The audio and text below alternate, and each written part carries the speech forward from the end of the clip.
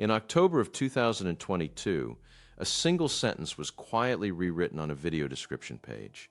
2 words came out. 2 different words went in. The whole thing took somebody about 4 seconds to type. It was reported around the world as a climb down. A streaming service with more subscribers than most countries have, citizens had finally bowed to public pressure and admitted its most famous drama was fiction. Except that is not quite what happened. Because the people who had been campaigning for that admission had asked for something specific, and what they received was something else entirely, sitting in a completely different place, doing a completely different job. Nobody made much of that at the time.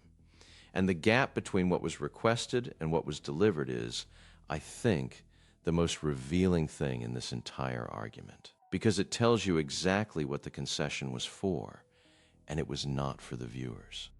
That is where we are going tonight. Not to the question everybody argued about, to the question underneath it. Hello and welcome. I am Richard, and this is Richard Valentin. Pour yourself something warm and settle in, because this one is going to be a conversation rather than a lecture, and I want you thinking rather than just listening. We are in Crown Watch territory this evening, which means 2 things about how I am going to behave.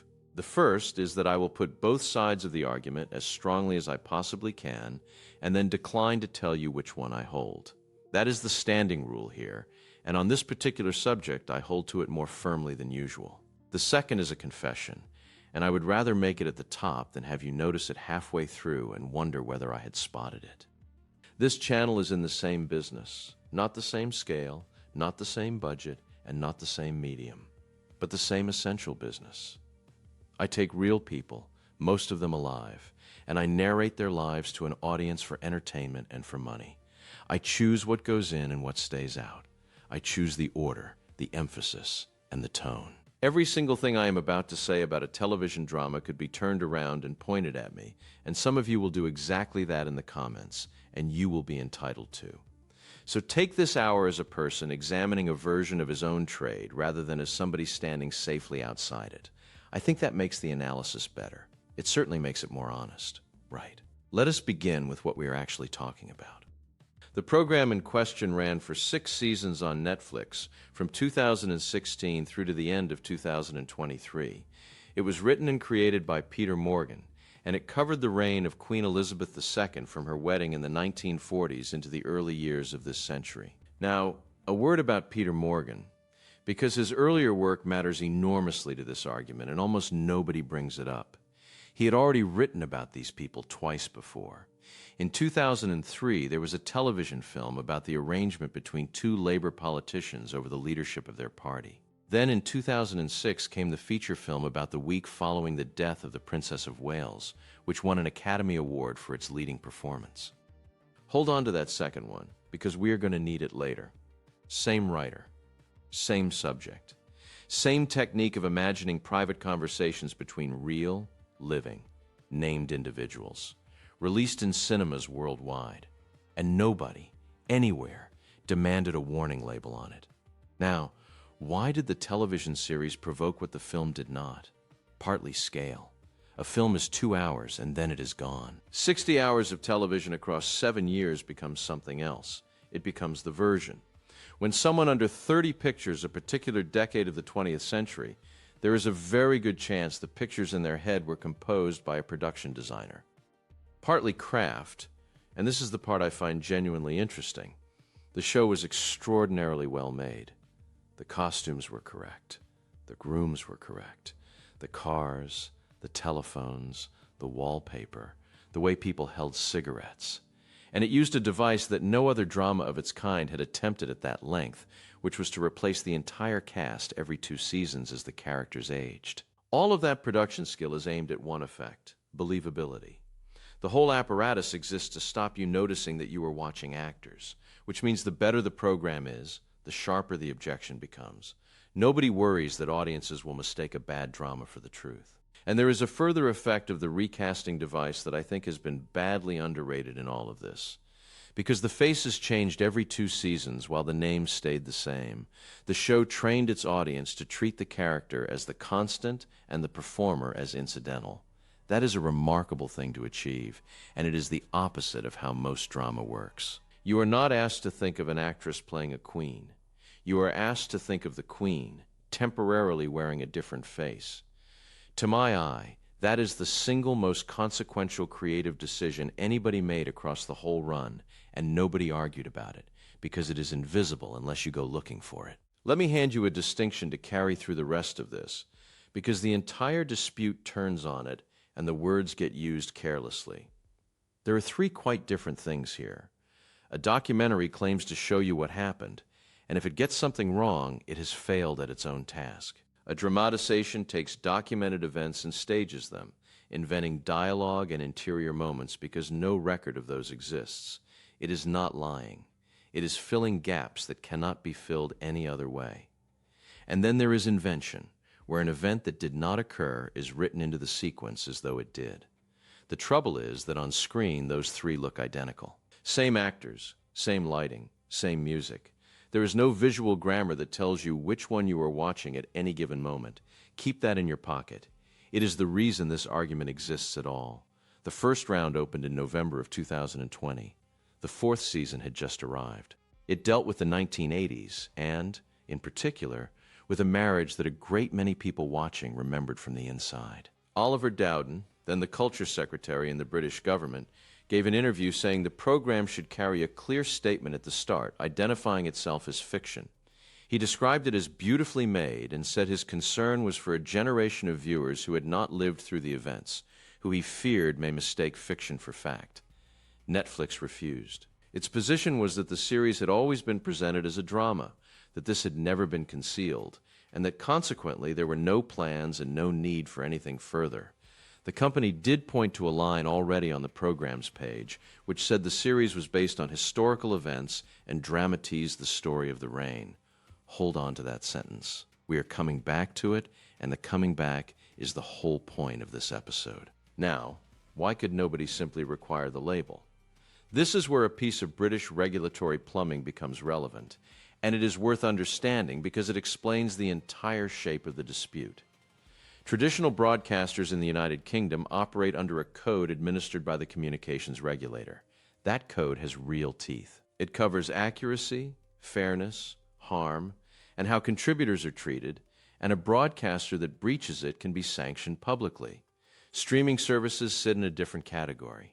Video-on-demand providers based outside the country have historically fallen largely outside that framework, and the rules that do apply to them are considerably lighter and were written mainly with harmful material in mind rather than fairness to individuals. So the position in 2020 was this. A minister could ask, newspapers could campaign, public figures could write letters, but there was no lever, and everybody involved knew there was no lever, which means everything that followed was a negotiation over reputation, not over compliance, and it never had any chance of being anything else. Now, before we go on, there is a constitutional oddity here that I do not want to slide past, because it is more interesting than either camp made it at the time. The person asking for the label was a serving government minister. Not a critic, not a historian, not a member of the family concerned. A member of the cabinet, holding the portfolio that covers broadcasting and the arts. Nobody suggested he had the power to compel anything, and he did not claim to. But a request from that particular chair is not the same as a request from anybody else, because a company operating a large service in a country has an ongoing relationship with that country's regulators, and everyone involved understands the shape of that relationship perfectly well without anything having to be said. I set that out neutrally, and I would ask you to weigh it neutrally. If you think the request was reasonable, the source of it does not automatically make it unreasonable. If you think the request was wrong, it does not become wrong simply because a minister made it.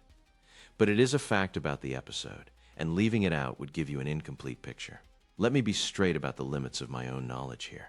I do not know what conversations took place privately between that company and anybody in Britain during those 2 years. Nobody outside those rooms does. I am describing a public sequence of public statements, and I am going to resist the temptation to fill in the gaps between them with a story, because the story would be mine rather than the record's. Where I do have something to offer is on the wording. Wording is documented. Wording can be compared.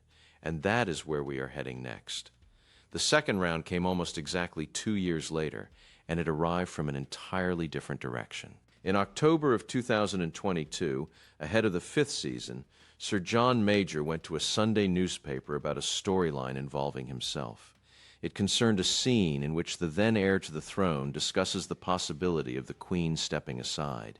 His office stated flatly that no such conversation had ever taken place. He described the storyline in 5 words, and the phrase that stuck was a barrel load of malicious nonsense. His office added a detail that I think is more substantial than the insult, and it received far less coverage. He had never cooperated with the production in any way, and he had never been approached by anyone connected with it to check any script material in that season or any other. Sit with that for a moment. A living former prime minister, depicted in dialogue he says never occurred, who was not contacted before it was written or after. Days later, Dame Judi Dench published a letter in the Times. Her position was more carefully constructed than most of the coverage suggested, and it is worth setting out properly. She called the series brilliant. She said she believed in artistic freedom as strongly as anyone. Her objection was that as the drama moved closer to the present, it seemed increasingly willing to blur the boundary between historical accuracy and something she summed up in 2 words as crude sensationalism. Her worry centered on viewers overseas, who she thought might take the version they were watching as simply true, and her request was equally precise. A statement placed at the head of every episode. Note that. At the start of each episode. In the program itself, in front of every viewer, every time. It is worth being clear about what such a card would and would not be, because the word disclaimer carries a legal weight it does not really deserve here. Films have carried variations of this for decades, based on a true story. Certain events have been fictionalized. Some characters are composites. Those lines are not regulatory requirements. They are, in the main, produced by lawyers as a defensive measure, reducing the risk that a real person can claim the work asserted something false about them as fact, which tells you something useful. A line of type at the head of a program is not primarily an act of public education. It is an act of legal protection for the production. That does not mean it cannot also inform an audience. But if you are wondering why a company might resist adding one and then agree to language somewhere else instead, the answer is that the 2 things do quite different jobs and carry quite different exposures. In my view, that piece of context has been almost entirely absent from the public argument, and its absence has made both sides sound more principled than they probably were. Tony Blair also weighed in around this period, dismissing particular scenes involving him, and Sir John returned to the subject in a letter to another newspaper, making an argument that I think is the strongest version of that side and which I will come back to when we weigh the cases. Then Netflix moved. Here is exactly what it did, and I want to be forensic about this because it is the pivot of the whole episode. The trailer for the new season went up on a video platform, and in the text description underneath that trailer, the wording had changed. The old formula said the series was based on historical events and that it dramatized the story of the reign. The new formula said it was inspired by real events and described itself as a fictional dramatization of that story. That is the concession. That is the entire climb down that was reported around the world. 2 shifts, and both are small on the page and considerable in meaning. Based on became inspired by, which loosens the claim of fidelity. And dramatizes became fictional dramatization, which is the first time the word fiction appears attached to the thing rather than merely being said about it in interviews. So the language did genuinely move. I am not going to pretend it did not. But look at where it moved. The request was for a card at the start of each episode. What appeared was revised text in the description field beneath a promotional video on a separate platform, seen by people who were choosing to look up a trailer and read by a fraction even of them. Nothing changed inside the program itself. Somebody beginning the 5th season on the night of release, on an ordinary television, would have seen exactly what they would have seen had none of this occurred. Can I ask you to hold a question for a while rather than answer it now? If a company is genuinely persuaded, its audience might be confused. Where would you expect the clarification to go? I would suggest there is only one honest answer to that, and it is wherever the audience actually is, not adjacent to them, not one platform across from them, in front of them at the moment of watching. Now, that observation does not by itself tell you the concession was cynical. There are other explanations, and some of them are perfectly respectable. But keep the question live as we go through the arguments, because I think it changes how both sides sound. So let us weigh the two cases properly, and I am going to build each one as well as I know how. The case for a warning runs like this. The program depicts named living people saying things they did not say. That is not a marginal feature of it. It is the fundamental technique, because the private conversations of the powerful are exactly what no record contains and exactly what an audience most wants to see. Ordinarily, when a publication makes claims about a living person, there is a mechanism. They can respond. They can complain to a regulator. They can, in extremity, sue. A drama sits outside all of that, because nothing in it is being asserted as a fact. And that produces a genuinely odd position, which the strongest version of this case identifies precisely. Words are placed in the mouths of the living who are in no position to answer them, and the memory of the dead is handled by people who owe them nothing. There is a second strand to this case which is quieter and, from what we know of how these things settle, more durable. Drama does not merely compete with the historical record. Over time it replaces it, because a scene is memorable and a footnote is not. Ask most people in 50 years what happened in a particular room in a particular decade, and the answer that surfaces will have a soundtrack under it. If that is right, then the objection is not really about any individual episode being wrong. It is about a permanent substitution taking place, one scene at a time, with nobody having agreed to it. Then there is the asymmetry of reach. Suppose you are one of those people and you object. Your correction runs in a newspaper for a day. The scene runs on a global platform indefinitely, in dozens of languages, available at any hour to anybody for years. There is no contest between those two things. And this case has a very effective closing move. What exactly is the cost? A few seconds of text.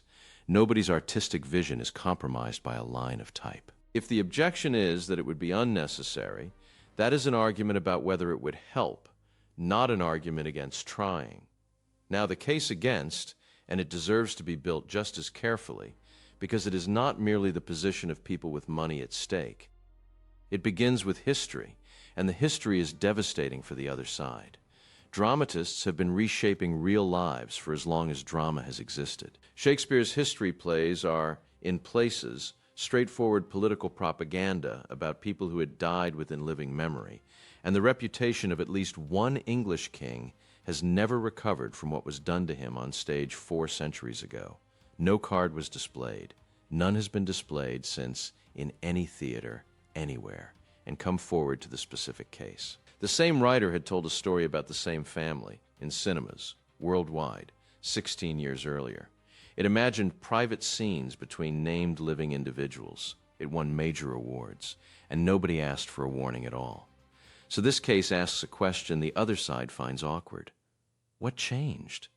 Not the technique, not the ethics, just the scale of the audience and the identity of the people who noticed.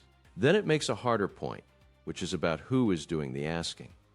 When a government minister requests that a private company label a work of art, the request does not have to carry legal force to have effect. And the line, once crossed, does not stay where it was put. If drama about a royal family requires a label, what about drama about a war, or a police force, or a strike? Somebody will be along to ask, and the precedent will be sitting there. Third, and most practically, this case says the whole thing does not work. People do not read text at the start of programs. The proportion who absorb a legal notice before a film is close to nothing. And the specific viewer everyone is worried about, the one who cannot distinguish the drama from the record, is precisely the viewer least likely to be reading anything. And there is a fourth point, which is the sharpest of the lot, and it cuts entirely against the interests of the people making it. A warning may function as permission. Once the label is displayed, every subsequent invention is covered. We told you. It said so at the start. Far from restraining a production, a card at the front can be the thing that frees it. Let me ask you something from your own experience, because I suspect it settles more than any of these arguments do. Think of a film or a series you have watched about something you personally knew well. Your own profession. Your own town. A period you lived through as an adult. Something where you could see, in real time, exactly where the production had bent things. Did the experience make you distrust the rest of it? Or did you simply notice the errors, shrug, and keep watching? Because I would guess the second, for most of you, most of the time. Which raises an uncomfortable possibility for both camps. Perhaps audiences hold both things at once quite comfortably, and the disclaimer argument is being conducted by people who do not do that, on behalf of people who never needed the help. Or perhaps that is exactly the complacency the other side is warning about. I have not made my mind up. Do tell me in the comments where you land. One more thing before we leave that comparison, because somebody in the comments will raise it, and they will be right too.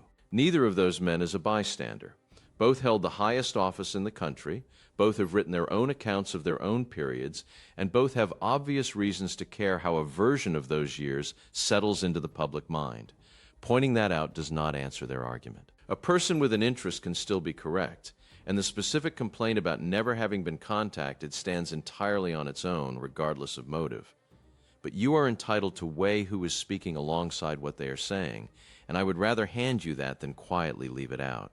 Look now at what happened afterwards, because the sequel is instructive. The 5th season arrived on the 9th of November, 2022. The 6th and final season came in 2 parts, in November and December of the following year, covering the period from 1997 onwards. Before a frame of it had been seen, another argument broke out. Reports emerged that the final season would show the late Princess of Wales appearing to 2 members of her family after her death. Netflix's response was that these were imagined conversations intended to convey what was felt at the time. You will notice that this is not a defense of accuracy. It is a defense of a different kind entirely. It concedes the scene never happened and argues for it on emotional grounds instead, and I think that is a genuinely significant move in the argument rather than a piece of public relations. It is a production saying openly what its critics had been alleging. When the episodes did land, the historian A.N. Wilson told Times Radio that the series had begun inventing things and used the words cruel and horrible about the direction it had taken. And here is the detail that I find quietly telling.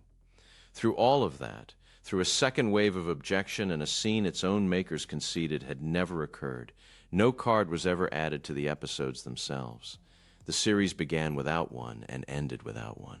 What was gained in October of 2022 was a form of words in a marketing field, and that is where the matter rested when the credits rolled for the last time. As I read it, that is the outcome telling us what the concession had always been. If the wording had been meant to protect viewers, 6 seasons of continuing controversy would have been ample reason to move it somewhere viewers would see it. And Peter Morgan, speaking to Variety, gave the reply that I suspect will outlast all of this.